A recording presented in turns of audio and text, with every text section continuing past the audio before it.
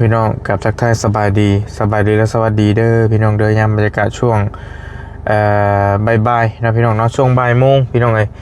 บอลลี่กับเดินทางเข้ามา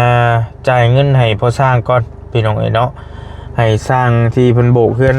สายฟ้านี่แหละสร้างยาวเฮานี่แหละเพิ่นโบกแล้วนะพี่น้องเนาะเกี้ยงวินลิน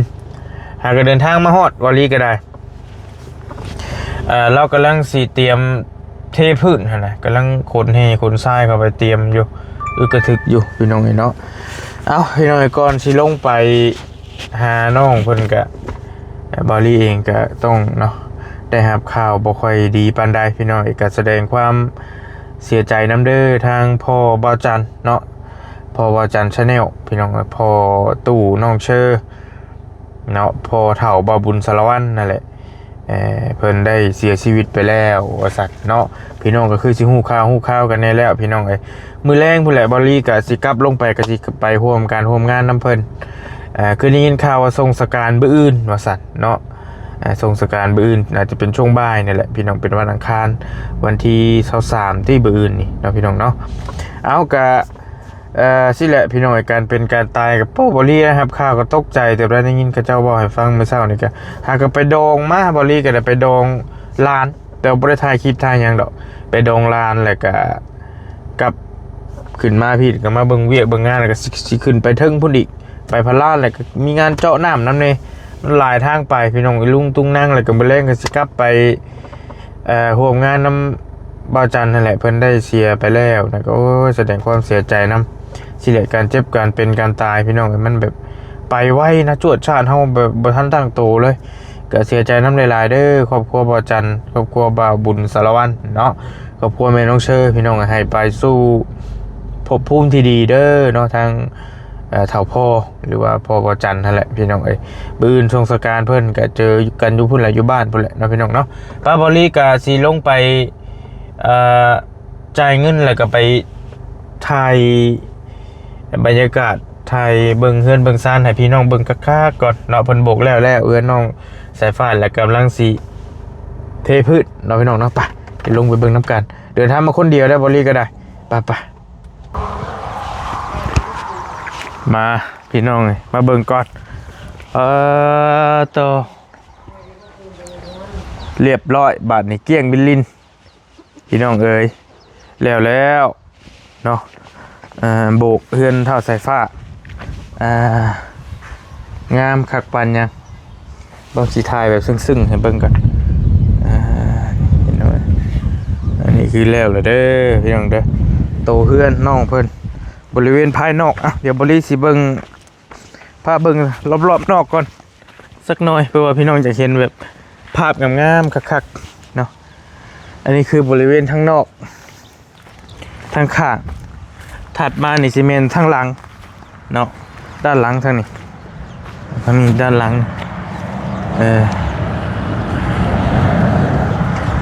ต่อมายับมาอีกแบบนี้กันเด้อปุ๊บพามาเบิ่งคักๆก่อนนี่น้องอันนี้นี่ซีเมนด้านข้างทั้งนี้มันก็บ่อยากเห็นชัดปานใดมัน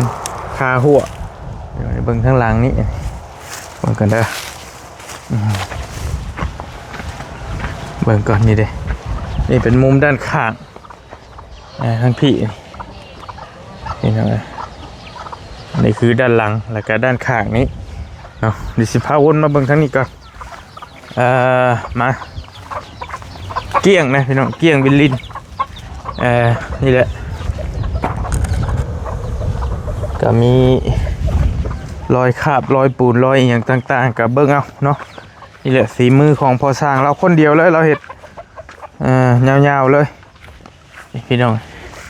ชงโบนี่แต่ทั้งนี้บริทายให้เบิ้งเท่านึงแล้วด้านนี้เนาะแล้วก็สิมาเบิ้งด้านข้างทางข้างเขาเนี่ยจังน้อยข้างหน้านะนี่ประมาณนี้พี่น้องเบิ้งทั้งนี้สิงามเพื่อนเบิ้งทั้งนี้เลยแบบรู้สึกว่ามันสูงใหญ่นะคักอยู่ทางนี้จ้ะเบิ้งทั้งนี้ก็โอเคเลยแหละนี่ตึงอยู่คักได้พี่น้องงามโอ้เพื่อนท่าสายฟ้านี่ คือว่าแบบว่างามมันแบบมันสมบูรณ์นะมันมีห้องแซกออกมาแล้วมันคือเห็ดให้เพื่อนให้แบบมันหนาทึบแล้วก็แบบใหญ่แล้วก็คือแน่นหนานะคักอยู่พี่น้องแต่เราเขาตัดห้องตัวนี้ออกไปคือเขาเห็ดตะทั่วไปให้มันกะงามอยู่แต่ว่ามันสิสู่ตัวนี้บ่ได้ตัวนี้แล้วมันสิแบบเป็นทางการคักกลัวเฮือนคักกลัวนะงามพี่น้องกระทะทีนี้เรามาซ้ำอยู่นี่เมื่อคืนตอนวารีเมื่อคืนเนี่ยเรากับอยู่นี่ชวดเชี่ยอยู่ตรงกันอยู่นี่แหละอยู่ทั้งนี้แหละงามได้เรื่องเนาะอันนี้แหละกำลังสีเทพื้นบางทรงคนเฮคนทรายเขาเบิดเรียบร้อยเลยพี่น้องเลยยังใช้เสื้อตัวเก่าอยู่บ่ลูกสวัสดีดู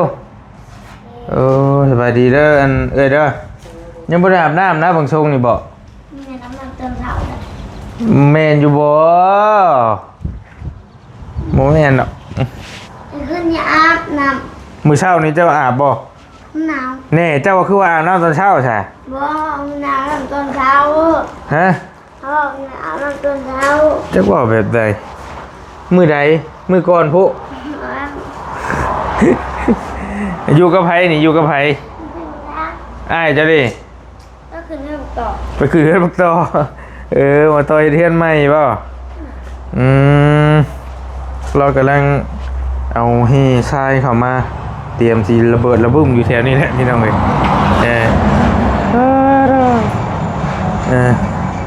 ถ้าเบิ้งเกิดน้องพันนี่มีแต่ปิดประตูไว้คือคักได้ฮะเราอันนี้ฮะจะไปปิดไว้รอบประตูเจ้าปูนที่เข้าห้องเจ้าว่าไม่ยังดอกห้องนอนชุดเจ้าหันแหละกำลังเตรียมการเนาะโอ้ห้องนี่พร้อมเอาห้องนี้เลยว่าพอห้องนั่นกับทางนั้นบึ้ดงานตอนบึ้ดขนาดจะไล่มาเลยจังไรตัวนี้มาเนาะโอ้เฮ่แล้วบ่พ่อแล้วบุญทรงคันบ่พ่อก็เฮาก็ผสมชุดนั้นให้มันแล้วห้องนี้ก่อนแล้วจะเข้าห้องนี้ก็ไล่มาเลยไปห้องไปเลยคันว่าเฮ่ที่มีอยู่นี่เม็ดเข้าซองสิพ่อแต่ห้องนี้เฮาเบิ่งไล่ชุดนี้เลยจบก่อนเพราะว่ามื้ออื่นก็ถ้ามันบ่แห้งก็บ่แห้งทั้งนี้หั่นนะมันเป็นมือเวียกก็พอได้นั่งนะ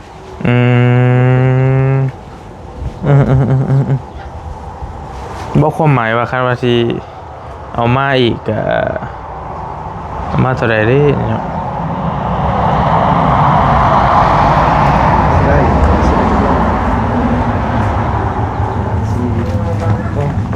ใช่พอบ่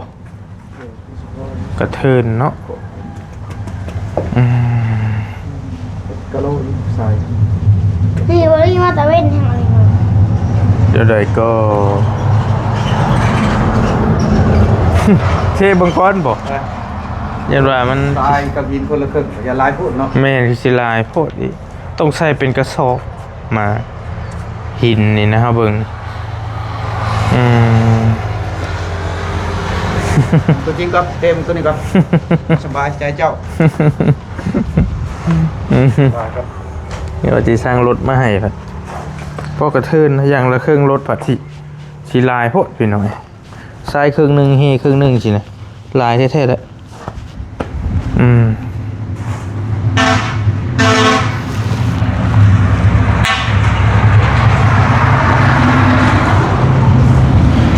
แต่เบิ่งก่อนพี่น้องเพราะว่าเขายังเทห้องหน้าห้องนี้อีกได้นี่ทรายนี่มันก็ยังสิได้ใส่โตติดกะโลกับโบราณเป็นได้ปูนอีกดิเบิ่งกันเด้อปูนยัง2 ศอกก็สิบ่พออีกปูนอีกอะสิได้สั่งเรามาไหมพี่น้อง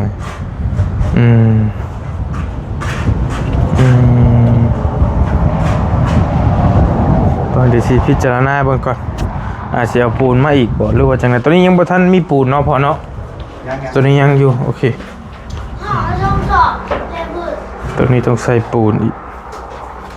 ปูนนี่ประมาณ10 ศอกบ่ โบหลายโพดบ่ พุ่นเลยโบราณ บ่หลายเนาะเพอเพิ่นติดกะโลอีกเด้พี่น้องเอ้ย โบราณ เปิดสิได้ติดกะโล โบราณคุณพ่อกับโบราณ โอเคโอเคกล้าออกแล้วอาจจะเอาทรายสักครึ่งหนึงแหล่สิเอาปูนสัก10ศอกสิเอาเฮจัก5กระสอบน่าจะพอรู้ว่าเอาจัก6ศอกบ่พอลงกล้าเบิ่งซอยกันจักแน่ว่าเฮาก็ได้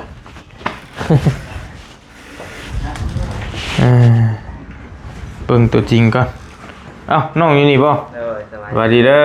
แล้วให้งานไปเลย มากับไผน่ะ มาเดียว สายเดียวเลยเนาะให้มามันคือ2คนเหรอเบาตูนประธานป้อมประธานป้อม เพิ่นเมื่อแล้วบ่ เมื่อพลาน ไปพลานต่อ แม่น โอ้บ่ลีก็ยังสิขึ้นพุ่นอยู่เด้นี่บ่นิวเพิ่นกับบ่ย่าเพิ่นเห็นไปหั่นอันพอบ่จันทร์หั่นแหล้วเพิ่นเสียแล้วเสียชีวิตแล้วกระทันหันอะไรก็ได้กำลังจับเหลี่ยมเสาเนาะยังบ่แล้วบ่เฮาบ่ได้สั่งเบิ่งยังสองเหลี่ยมเนาะยังเหลี่ยมนี่กับเหลี่ยมตัวนั้น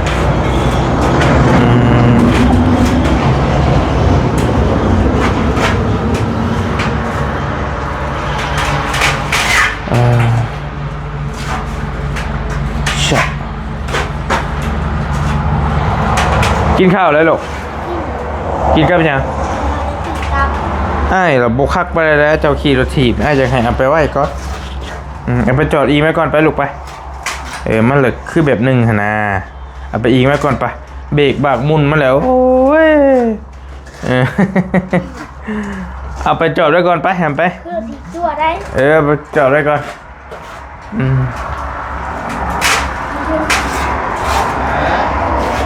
ยากเพราะแล้วน้องเงียงพันนี้ก็ได้ ลายอยู่ โอ้เงียงกลางมันนี่ยากแต่เถอะอย่างไรเพื่อที่ได้เรียกทำที่ขึ้นก็ได้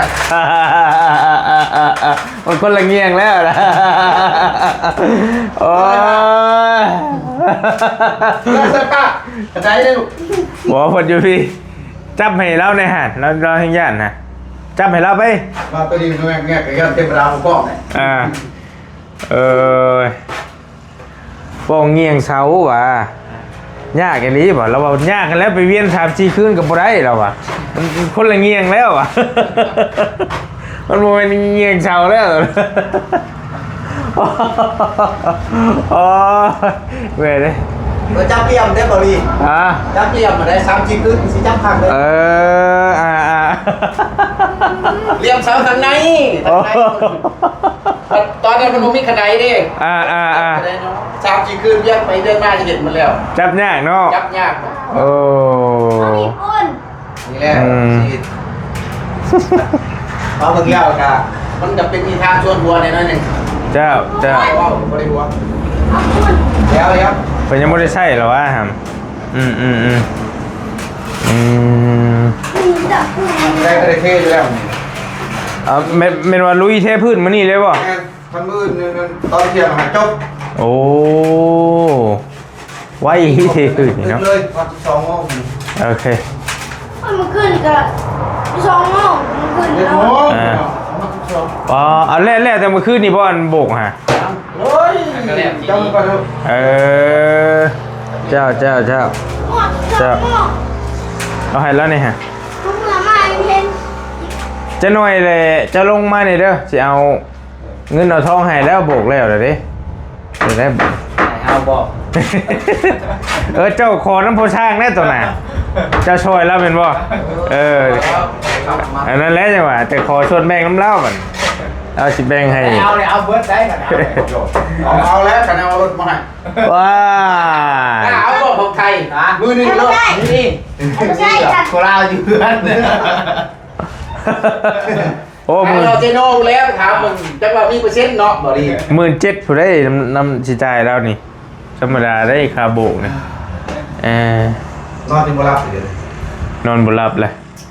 โอเคมาใช้ผ้าไปเอาน้ำอัดลมน้ำไม้กันไปนี่พี่น้องนี่ด้านในแต่ว่าก็ถ่ายให้เบิ่งลายเทื่อแล้วแหละบริกะตัวโบกนี้เนาะทางในก็โดยขอบใจทางในนี่ก็ถ่ายให้เบิ่งลายเทื่อแล้วมาฮะจ่ายพอสร้างแล้วเท่านั้นแหละเอากินน้ำกัน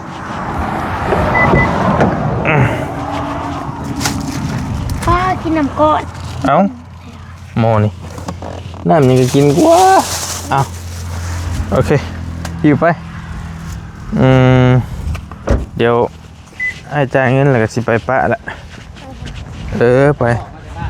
โดยมีดองแน่มันนี่ดองลานแล้วก็จะมีอย่างนี้ลุงตุ้งนั่งไงวะกระพอกระเทิด จะมา ก็จังว่าหาหมองว่างอันนี้น้ำเจ้านี่แหละแล้วแต่เจ้าไปว่างแล้ว โต๊ะอยู่ใกล้ เมื่อยบ่สร้างถามที่เอามากินให้เรากินนี่เบิ่งฮะเฮ็ดไปได้ เราบ่คือขวนไปขวนมาใช่บ่เอ้ยเอากลับไปแล้วก็ขวนกลับมาอีกบ่ข่าวกลางเนาะ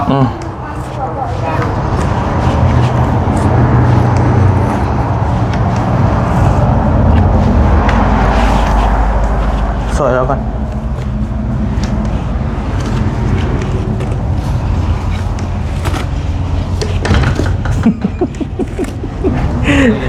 คืออย่างนี้เก็บหมอนเสื้อผ้าเก็บหมอน เอาเนี่ยเอาแฮนี่เศษมันโอเคดูดีได้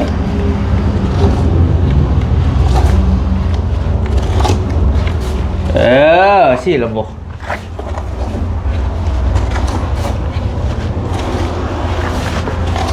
นี่ตัวนี้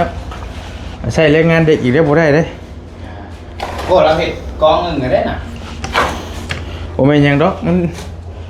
ยังมันปิวอีกคันดอกเป็นอะไร ไปเลยได้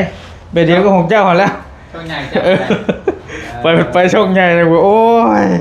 แต่เมื่อเอานะครับบอกถ่ายนิดหน่อยบอกถ่ายนิดหน่อยกับผ้าแหละจักที่มันไปเจอช็อตเพิ่นมองได้ยังบ่เข้าใจคือกันมาแดงคืนอ่ะก็แดงเลยจ้ะบ่ให้ลงคลิปเลยไปเดียวก็ของเจ้าหั่นแหละเจ้าของง่ายเธอเดียวบ่จะลงเธอเดียวลงบาทเดียวเลยมันนำออกเลยวิดีโอน้ำบาทเดียวออกบาทเดียวบอกบาทเดียวแล้วก็ลงคลิปบ่ได้เลยบาทบ่ได้พยายามหลายเทื่อได้เอายังว่า2เทื่อผูกอันนี้เทื่อเดียวติเทื่อเดียวเลยว่าถึงช่องเบาลี่พี่น้องช่องรักอะไรคือได้แจ้งไปมันโดนแล้วปิดกันเรียบร้อยอาทิตย์นึงถ้าอาทิตย์นึงพอละ7 มื้อกันเนาะครั้งแรกบ่ล่ะช่องใหญ่ครั้งแรกกันยังวะแต่ว่าช่องที่ถ่ายนี่โดนเท่านึงแล้วแบบเดียวกันนี่แหละ7 มื้อคือกันแต่ว่าช่องใหญ่นี่ไปแล้วอาจลาดแล้วไปเที่ยวแล้ว7 มื้อจังวะผู้ที่ตามฮอด3 แชร์เนี่ยไปอาจลาดโอ้ยลองเลยว่าจ้ะใช่ไปฉลองก่อนผลได้ยังวะฉลองก่อนเจ้าของว่าไม่เกี่ยวคือเราจ้ะอดเอามื้อนี้ก็ฮอดมื้อนึงแล้วฮอดขวบเพิ่นนี่ดูแลอยู่ที่8แล้วอยู่ที่8วิทย์7 มื้อนะว่าแล้วกันเนาะวิทย์1อย่ามันมาอันเฮ็ดได้บัดนี้เอ้ยได้แล้วบ่นี่เอากลางๆได้บ่บัดนี้เฮ็ดได้บ่เบิ่งเห็นทวัชชัยเฮ็ดคือคักแท้เบิ่งครับลงไปชิบ่ก็ได้กันนะเว้ยฮะก็ได้บ่จ๊ะก็เห็นไว้กินมากเลยโอ้ใกล้ได้นี่เจ้าหานได้เลยจะ2แล้วดีได้ค่ะเอาดอกไม้มาใส่ผ้าคริสต์มาสจมน้ำเลมทางกลางค่ะเนาะโอ้เอาอีกแล้วทางกลางนี่โอเค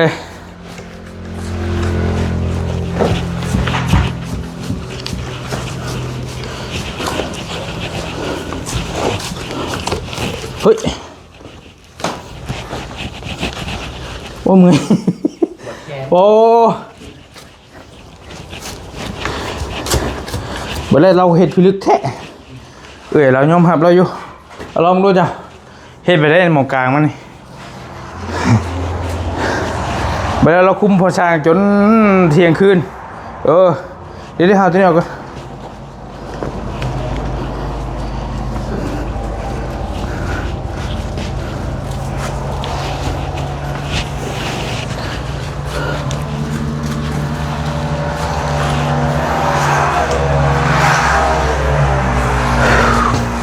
ตัวนี้นี่บ่ได้ใส่เล็กเด้อพี่น้องเด้อบ่ได้ใส่เล็กแล้วก็บ่ได้ใส่หยังเลยเทหลอด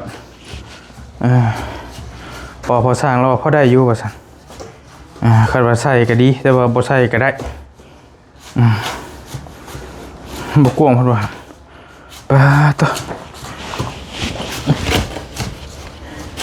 ปุรีแล้วคันมาคันว่านั่นก็สิแวะเบิ่งคันทันเดี๋ยวเข้าหน้าเพจนำนี่ขึ้นพลานเนี่ยทันอยู่บ่เฮ้ยหลายหม่องแท้แม่ขึ้นไปแท้ไปน้องพันธุ์นะนี่เนี่ยไปให้เพิ่นบอกว่าเต็มมือก่อนเพิ่นแหละดีจ้ะ3 โมงเลยเฮ้ไปตอนนี้ลงมาเนี่ยคำเลยก็จังว่านั่นแหละเนี่ยว่าจักนั่นแหละ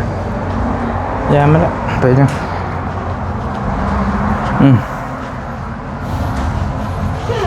โอเคพอสร้างหาเน่ข้าวหนึ่งรบกวนมานั่งอันนี้หน่อยนึง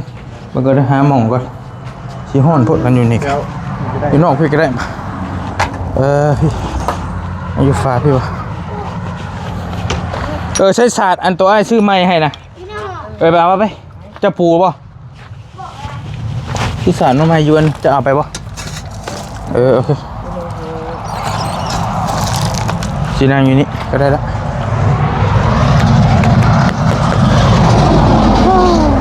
มานั่นแหละยังวะที่โทรสั่งอะไรเบิ่งก่อนบ่พอได้เรื่องพอปูดึกไปโอเคอันนี้ก็ได้เรื่องเกี่ยวมันขายมันเปื้อนขายบนกูขายอะไรก็ได้นะขายนี่โอเคนี่ทำชุดขับออกไปไม่ลูกละบางลงเพิ่นแห้งเผาจะว่าแห้งลิ่นบ่ปุ่นแมวนี่นะจะว่าหยกจะบ่โอเคแม่อันนี้เอาโอ้ยใจใส่ผ่านอาจจะตั้งให้กันได้จีละอย่าเลยเฮาสิจ่ายให้เราก็อย่าจะเฮ็ดเวียกแล้ว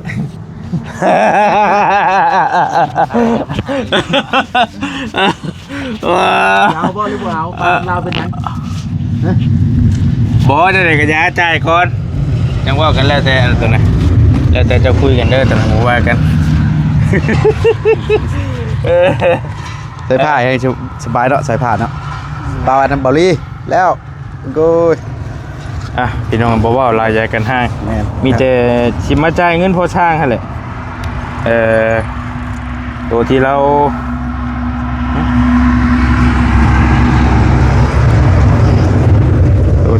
จ่ายค่ารถดึกเฮ็ดเวียกให้ใช้ฟ้าได้อยู่เฮือนงามแหละบัดนี้ตัวที่โบกบัดเต็มตัวก้อนจ่ายไปแล้วตัว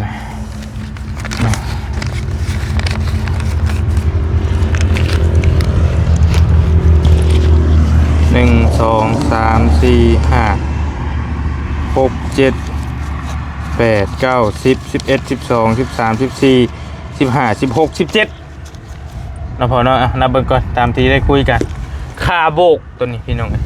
ค่ามือเราตัวโบกนี่แหละเบิดนอกใน 17,000 บาท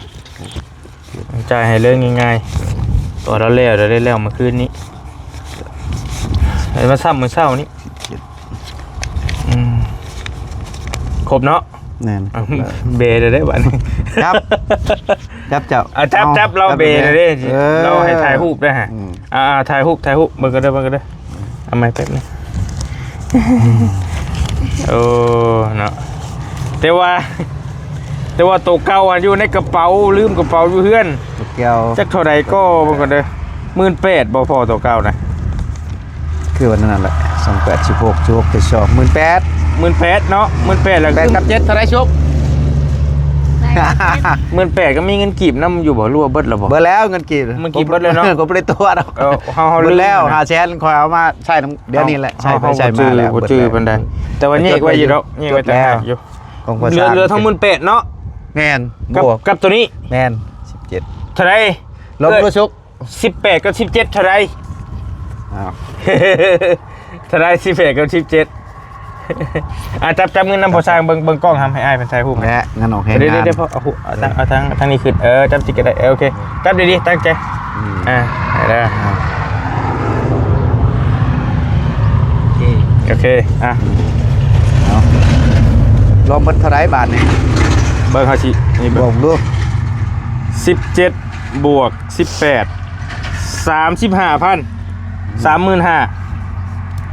35,000 บาท เอาไว้น้ำเพิ่นต่อบ่ แล้วแต่เด้อชุบเจ้าคุยกันตัวน่ะ แล้วจับแน่ เอา ให้ระบายบ้างแน่พอมีเฮง ผมมีแหงสูบอ่ะ จำเนี่ยฝากไว้น้ำเพิ่นก็พัก แล้วแต่เอาไว้อีกก็ไว้แล้วแต่ชุบเจ้าอยู่น้ำเฮาอีก18,000แต่ว่ามันอยู่เฮือนผมลืม ผ บ่ ม ได้ ไป เอามา ก่อนประเทศพื้นแล้วนั่นแล้ว เจ้าคุยกันโลด เอาแหมเมียนน้ำบอลลี่คือแล้วคือเก่า ชมขึ้นคือเก่า เอาไว้คือเก่าแล้วยังไม่ทันได้ชุบเนาะจะมาจุบไปแล้ว บ่จักใบบ่พอ บ่ว้าวดักว้าวแนวมีแนวจากได้อยู่มันหลายแนวละคิดอยู่มันนั่นสิตัดชินใจบัดเดียว ยังไม่ได้ว่าชูเมียพักเนาะ อย่ามันอดเอาก่อนเนาะชายผ้าอยู่น้ำชายผ้านี่แหละ 35,000 35,000 เอ้ย คันว่าเราสิลงไฟฟ้าก็สิจุบแต่ไฟฟ้านี่สิพอได้อยู่เบิ่งทรงนี่จุบแต่ไฟฟ้าคันเราสิซื้อรถก็ได้แต่รถนะ แต่ว่าเราจะได้รถไทยบัดเว็บร้อยมันเท่าไรน้องนี่เว็บไทยนะ มันมือหนึ่งบอก มือหนึ่งรถแหละ โอ้มือหนึ่งมัน4-5 หมื่นและลงหา คือว่า50,000น้อยๆนี่แหละตามได้ยินแต่เบิ่งกันนะ แต่เราตัวออกใหม่อีกล่าสุดนะมันก็โอ้ แต่ว่ามันมีช่องอันให้เลือกอยู่ดอกมีโตเพิ่นเอิ้นหยังบ้านเอิ้นจานเบรกบ่จานเบรกกับโตบ่มีจานเบรกเด้มันก็สิถึกลงไปอีกนี่นะกว่า40,000ปลายก็มี ตัวนี้แหละ 40,000แก่ๆผู้บ่จักได้46 47ผู้ใดพอเว้ย โอ้ 46 47ผู้เฮาก็บ่ชื่อต้องไปถามเบิ่ง แวน บ่ได้ชื่อรถแต่เฮิงแหละแต่ว่าคันมือชองมันก็10ปลายล้านก็มีอยู่ที่บ่ก็แล้วแต่สภาพอีกมือชองกันสภาพใหม่สภาพเก่าแล้วก็คันว่าตรงมาเลมือหนึงนี่ก็26,000 25,000 26,000นี่แหละได้อยู่เหลืออยู่นี่เหลืออยู่ประมาณ10,000นึงเขาจะเอามาเลนี่อันนี้นะอย่านะ เขาจะเอารถไทยมันก็บ่พอยังบ่พอนี่อีก10,000นึงก็ยังบ่พอจังบ่จักนี่เราเอารถไทยเว็บไทยเนี่ยนะพี่น้องเอ้ยประมาณนั้น ยังไปนี่แหละ อืม โดดยังทันเบ้า มันตัวจริงก่อน และขั้นตอนต่อไปบริที่จ้างพ่อเล่านี่แหละหาเล่านี่แหละเฮ็ดเทพื้นนี่แหละคือเห็นนี่แหละพี่น้องเอ้ยเทพื้นแล้วก็ติดบาน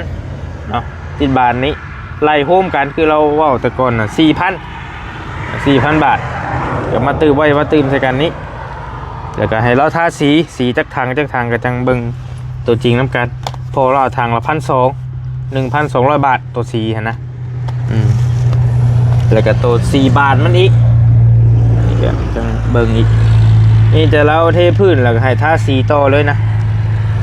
ว่างแล้วให้เราทาสีรถเทพื้นมันแล้วแม่นทาสีทาสีแล้วสิซื้อบานมาให้ติดบานแล้วเบิ่งเงินคันมันเหลือก็แม่นติดกะโลคันมันบ่เหลือแล้วแม่นก็จบ แต่ว่าแน่ๆเราก็ต้องได้ติดกะโลตัวที่มีมาอยู่นี่ตัวห้องน้องๆเพิ่นนี่อีกสิได้อยู่บ่จัก 4-5 หมื่นเนาะเบิ่งกัน เมื่อไรก็คอน้ำเบาลี่จกใจเนาะใช่ครับ ว่าไม่ใจป่ะมันจะได้จากใดเนาะคอน้ำเบาลี่นี่แหละโดน บลิกจิกจอกเนาะ เมื่อย กำขาดจักพันจักใดเฮาสิตื่มใจอีดอกเนาะ นบ่เจ้าว่ามันบ่ ไป ไหว ต่อรถพุ่นแหละ บ่ไหวดีขาดจักน้ำชี้หาเล็กๆน้อยๆนี่สิตื่มใส่ให้ ก่อน สิเพิ่มใส่ให้ซอยกันนี่แล้วเฮ็ดได้อันนะ เบิ่งตัวจริงก่อน แม่น แต่ว่าเจ้าโหมบัดเลยเพื่อนแล้วเพื่อนกระโลกระเล่นี่เฮาเบิ่งก็ยันได้แต่รถพอยคันว่าพออยากได้รถไทยนะคันจะได้เว็บไทยนะ4-5 หมื่นจังว่านะ ก็หาเลาะเบิ่งก่อน ไปหารอเบิ่งก่อน ก็บ่ได้คันว่าพอเป็นไปได้มีเวียกต่อเฮ็ดเฮือนตัวเองเบิดแล้วก็เอาประมาณ 30,000ซื้อรถเรือหันก็ใช้จ่ายอยู่ในเฮือนก่อนหรือว่าแนวใดเบิ่งตัวจริงก่อนคันสิบอกไปก็มันบ่ทันได้แล้วเวียกแล้วงาน มันขึ้นโครงไว้ก็ยังว่ามีตัวต่อบ่ในเฮือนเฮาหรือว่ามีตัวใดต่อเฮาก็ต่อเฮือนเฮา หลายทางอยากได้เนาะ พอได้เป็นห้างแล้วก็มุงกันพอจุบสังกะสีก็เฮาซื้อสังกะสีบ่หรือแนวใดตัวนี้ก่อน คันว่าพอบ่ซีเรียสเอารถทำตัวธรรมดาตัว 20,000 ปลายหั่นก็ พอได้อยู่เนาะ มันเหลืออีกเหลือไว้ซื้อสังกะสีซื้อหยังไปอีกหั่นนะ เบิ่งตัวจริง ก็แล้วแต่เจ้าดอกตัวนี้ก็บ่คุยกันหั่นนะ ก็ลองเบิ่งคิดปรึกษากันเบิ่ง กับเอื้อยเรากับอันนี้เราว่าสิเอาแนวใดแต่ว่ามาเลนี่ก็เป้า3 4ขี้เด้พี่น้องเอ้ยเป็น10 ปีก็บ่ได้ว่าสินั่นดอกได้อยู่ คือรถนั้นประธานเพิ่นอันคือรถไฟเพิ่นลุงเฮิมนี่บ่แบบนี้บ่ บ่ตอนนั้นไทยได้ตอนลุงเฮิมน่ะแต่ว่ารถประธานป้องน่ะก็มีรถมาเลอันนึงรถไทยอันนึงมีผู้ใหญ่เพิ่นซื้อให้เอื้อยเพิ่นซื้อให้ตัวเอื้อยซื้อให้รถไทยแต่ว่ารถมาเลน่ะคันนึงเราก็ขี่โอ้จ้ะหอบเหนือล่องใต้รถมาเลน่ะ ไปเวียกไปการนี่แหละเฮาก็ได้เที่ยวตลอด กันว่าจะเที่ยวซำนี้เฮาว่าก็พอได้อยู่แต่ว่ามัน ถ้าว่าให้มันคักคือไทยก็บ่คักแล้วนะ คือว่าหั่นละเบิ่งก่อน มันครึ่งหนึงเลยครึ่งต่อครึ่งเลย แม่น ซื้อรถไทยน่ะได้คันนึงซื้อรถมาเลได้2คัน ทายกันครึ่งๆเลยดิ ไปก่อน หลายทางเนาะหลายทางไปไฟฟ้าเราก็อยากได้รถก็อยากได้แต่เฮ็ดจังได๋ เพื่อนอยู่ได้ เพื่อนก็อยากได้มันแบบเริ่มต้นใหม่ไว้เลยนะ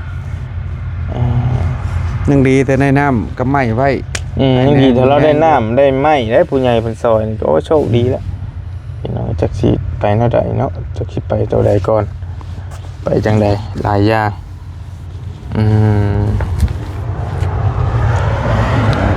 ชีวิตปล่อยไปสู่ชนไปนี่แหละเฮาก็ได้เป็นไรทั้งเทื่อโชคเฮาโชค โชคระใดแล้วจะมีโชคระใดนี่ฮะ จักว่าให้แล้วปล่อยก็ว่าสำคัญเติบเลยบ่ลีเด้ แม่น บ่มีไผได้มาเบิ่งเฮาเฮ็ดงานส่วนนี้เงินเฮาก็ได้เป็นก้อนหั้นนะ แม่น บัดนี้เงินเพิ่นช่วยอันนั้นอันนี้มา เงินเพิ่นช่วยก็ได้เป็นก้อน แม่ เงินจะเฮ็ดเองจะก็ได้เป็นก้อนหั่นนะความหมายว่ามันก็ โชคดีอยู่เฮาก็ขอบมกขอบใจ เด้อ เฮาก็บ่ลืมบุญลืมคุณทุมเจ้าคือกันทั้งบ่าวยาวทั้งบ่าวลี่คือกันหลายแฟนทุมเจ้าบ่ไปชวนบ่ไปนำพ่อช้างจักเท่าใดลบก็พ่อช้างก็จักสิอยู่จุดใดจักสิไปแบบใด โอเคไปซะนะ จ้ะ นั่นแหละพ่อไอ้กะ ได้ อดทนสู่ชนไปต้องกันนี่แล้วจังใดก็ได้ เบิ่งตัวจริงก่อนคันว่ามันในกะสิให้เจ้าเฮ็ดเบิดนี่แหละทั้ง แม่น กะโลทั้งซีทั้งหยังแต่ว่าคันว่ามันพอได้ต่างซอยเจ้าไปนํกันหั่นนะเจ้าก็ได้เงินไปเฮ็ดแนวอื่นต่อ แม่น น้องมันก็ได้เฮือนงามอยู่หั่นแหละก็ได้เบิ่งตัวจริงก่อน เอา สิบักสิแบนไปหลายอันก็บ่ได้ต้องมีคอยไป ต้อง คอย ได้ มา อย่างใดอย่างหนึ่งนะ แม่น ต้องได้อย่างใดอย่างหนึ่งตอนนี้ได้35,000แล้ว นอนก็ถึกเลขแค่นี้เนาะใส่ผ้า บอกจัก3โตนี่บ่หลายขอน้ำใส่ผ้าซื้อจักแสนหนึงนี่บ้าเอาแล้วแสบบ่ถึกแล้วซะ บ่มีเงินพากันบ่ถึกแล้ว ไปโอเคนั่นแหละแล้วพอไปเรียกซะโดยขอบใจหลายๆเด้อแล้วสิให้น้องเพิ่นขอบใจบาดนี้แล้วผู้หลักผู้ใหญ่เพิ่นเนาะโดยลุยรถ เดี๋ยวสิหาสร้างปูนสร้างหยังมาเติมอีกเบิ่งก่อนพี่น้องเอ้ย เหลือใจ มางานเฮาแล้วบัดนี้ งานแต่งานแล้ว โอเคเดี๋ยวหามเด้อมีแต่ฝากทั้งบักหามนี่ขอบใจขอบบุญขอบคุณผู้ใหญ่ใจดีผู้ ผู้ใหญ่ใจบุญเบิดทุกทานเบิดสุขุทุกคนเนาะที่เพิ่นซอยเฮือนเจ้านี้ตอนนี้ก็แล้วพี่น้องโบกก็แล้วกำลังสิฮอดขั้นตอนเทพื้นเด้อพี่น้องเด้อเฮือนน้องสายฟ้ารอตั้งแต่เริ่มมุงหลังคาตั้งแต่มาจนฮอดพี่กับโอดีใจหลายทางวอลลี่ก็ได้ที่ได้เป็นสะพานบุญให้พร้อมทั้งทีมงานน้องๆเพิ่นมาซอยกันเบิ่งจนว่าฮอด2เดือนแล้วได้2เดือนปลายค่าไฟมา2เทื่อเลย มีโชคมันนี่น้ำเย็นนะคือผมกิน ในใดก็ย่าฝากน้องมือเด้อขอมกขอบใจขอบบุญกับคุณผู้ใหญ่ใจดีเพิ่นเบิดสุขุสุขคนเด้อเด้อที่ซอยเฮ็ดเฮือนเจ้าจนมาฮอดซุมื้อนี้เด้อส่วนงบน้ำบริหันยังอยู่จำนวนหนึ่งแต่ยังบ่มั่นใจว่าสิฮอดขั้นใดแต่เทพื้นนี่แล้วพี่น้องแล้วก็ติดบานติดอย่างนี้น่าสิได้อยู่ตัว C นี่ก็ได้อยู่เพราะว่าน้องนิวเพิ่นซื้อมาแล้ว C ถ้าบ่พอก็แม่นบริซื้อมาเติมอีกเล็กน้อยแล้วก็ตัวกะโลนี่บ่ฮู้ว่าสิได้ฮอดบ่ก็จังเบิ่งตัวจริงนํกันเนาะน้องมือขึ้นล่ะเด้อว่าเลย คุณเด้อ ผู้ใหญ่ใจดี คุณเจดี บัดสุขุสุขคน เมื่อสักครู่สุกคนเจ้าดีแมง โดย จิตจะได้ต้มไข่อันนี้ โดย ปรารถนาอย่างใดขอให้ได้สิ่งนั้นจะเจ็บจะจนลำบากเลยรวย เจ้า